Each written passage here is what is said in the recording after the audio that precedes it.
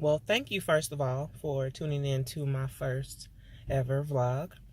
So, the premise of this vlog is for me to talk about the things that could be random things that pop up in my head, could be things that I've read that made me think about something else, or just complex conversations about things that we as people just don't want to talk about. Could be family issues, could be family secrets, could be the way we talk to our kids, could be the things that our kids do that we have nobody to talk about. Various things. So hopefully you stick around long enough just to check out a few of my videos and perhaps comment below. What do you think? Are these thought-provoking things that I talk about? Do you have anything to add to the conversation? You don't necessarily have to agree, but I just ask that we respect each other. Tell me what you think.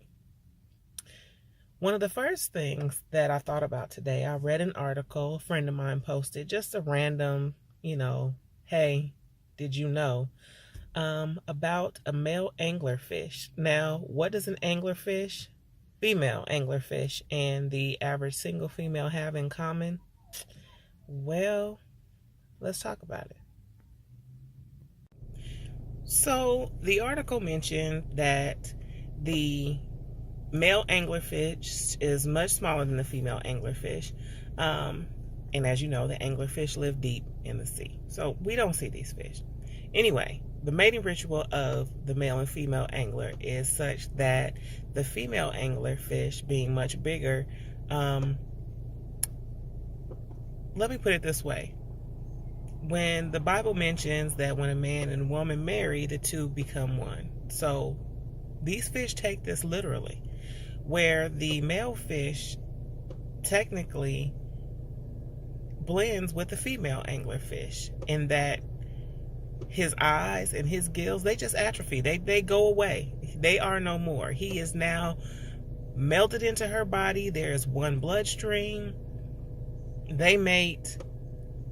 He does not reappear. He is now part of her. The two have essentially become one. Now, when you think about the single female, my mom used to always say, be careful who you lay down with, because you may have a child with that person. You don't shake that person for a good 18, 19 years in my case. The two have essentially become one. So I think about the single female who has a child for a male, in the way that I think about the male and the female anglerfish. Now, you may not agree, but I found this hilarious. My kid's father and I, we're not together anymore. And I have 3 sons. I have 19-year-old twins and an 18-year-old. So essentially they're adults now. But this article reminded me of that, of me and their father, where, you break up, you get back together, you break up, you get back together.